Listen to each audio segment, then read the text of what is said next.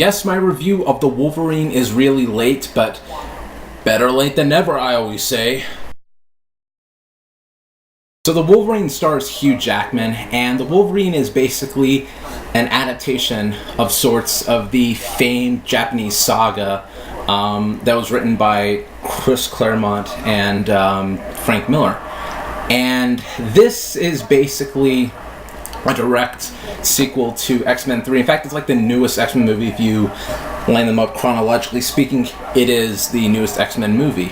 And it's directed by James Mangold. Now, James Mangold, in my opinion, is a very versatile director.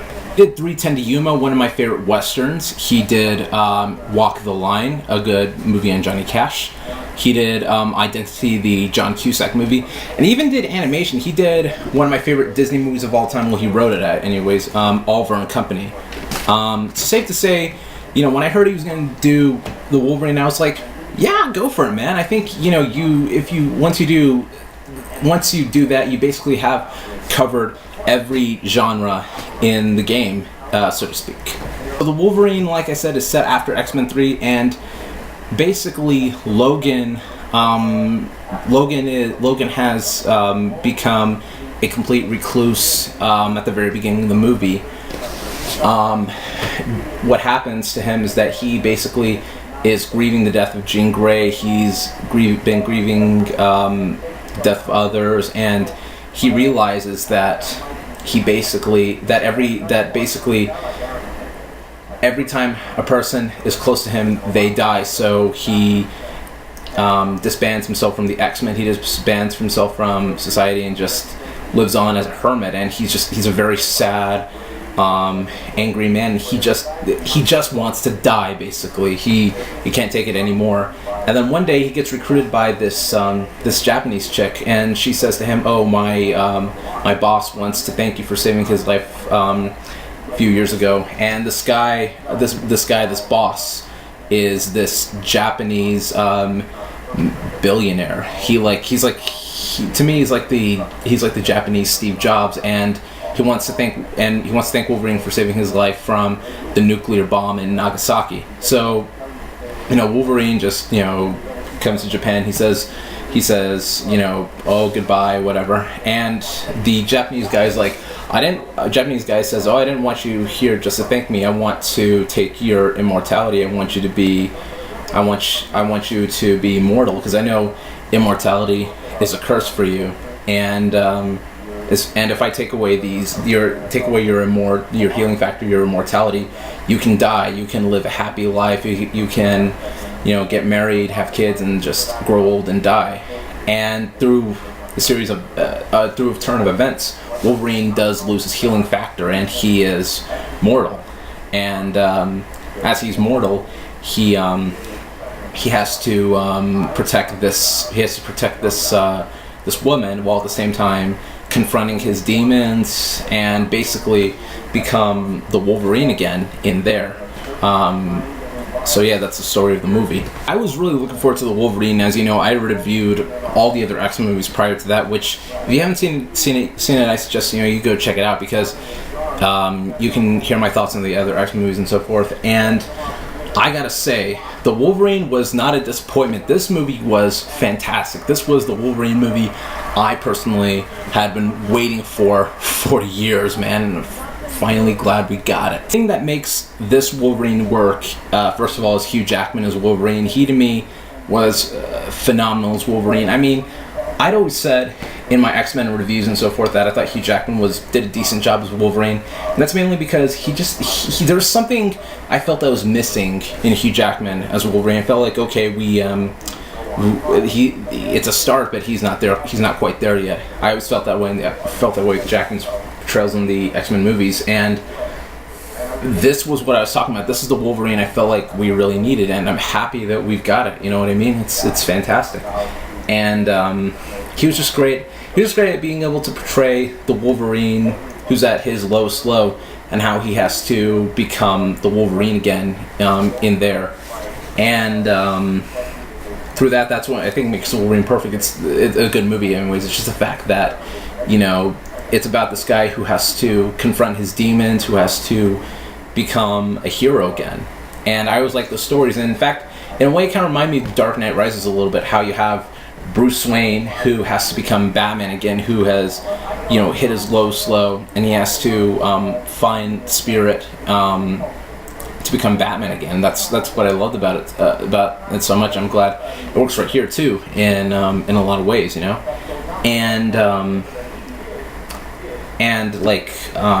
the thing that makes this Wolverine really great is that it takes itself more seriously. It's not like X-Men Origins Wolverine, where it was pretty silly and stupid. This is a really serious, hardcore, gritty take on Wolverine. Like for instance, there's no X-Men characters in this movie. It's really a Wolverine standalone movie. I mean, aside from Jean Grey, who's in this movie, because she's in this movie, in a hallucination type of way. And I always felt the Jean Grey scenes were really important to the story, and they're pretty good in this movie, because they represent sort of Wolverine's consciousness and how they are his demons, and he has to fight them. And it's, in my opinion, the hallucinations worked, and I like them, so much. The other thing I really like about this movie is the Japanese cast. I really felt like, they're a pretty strong cast, and they could hold their own with Jackman in a way, especially the chick who plays Yukio. She was a really cool character, and I liked her banter with Wolverine. Same thing with Rico. The woman that Jackman falls in love with, and I felt like they were really strong in this movie in a lot of ways. And the action scenes are really cool too. Like, it's not all CG. It's not all just visual effects through all the action sequences like X-Men Origins. It's actually pretty practical, and it's pretty real. Like, you can tell that the actors are doing the stunts, or they're stunt people doing it. It does feel a lot more grittier this time, and it shows that in the action scenes. Like, especially there is this scene with Wolverine fighting some Yakuza gangsters on a train, and I thought when I saw it in the trailers, I thought, oh, it's going to be the most, it's going to be like the cheesiest action scene of the whole movie, and it turns out it's actually the best action scene in the movie. Like, I was at the edge of my seat during that scene. And also another thing to point out what I like about this movie is the score. The score by Marco Beltrami, who he did the music for iRobot. He did the music for Scream. He did the music for Hellboy 1, and what else did he do? I'm missing one. Oh, 310 to Yuma.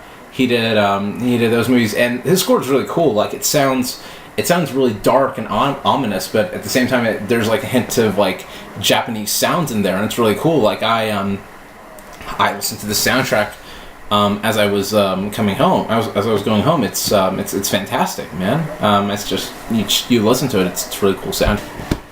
However, this movie is far from perfect, and one of probably the weakest link in the movie are the villains. The villains aren't bad, they're just weak. They're just not done as strongly as the characters are, and that's not safe to say James Mangold's fault or Hugh Jackman's fault. It's the script and how it focuses so much on Wolverine and his rage and so forth that it kind of does lose sight a little bit on I wouldn't say it loses sight, it's just we'll lose sight on the villains and so forth. And as a result of that, you kind of have to take points off because of that. But overall, The Wolverine, in my opinion, is a fantastic movie. It does the Wolverine character really well. It really was a Wolverine movie we've been waiting to see. It's not as good as First Class, but it's pretty damn close, I'll say that.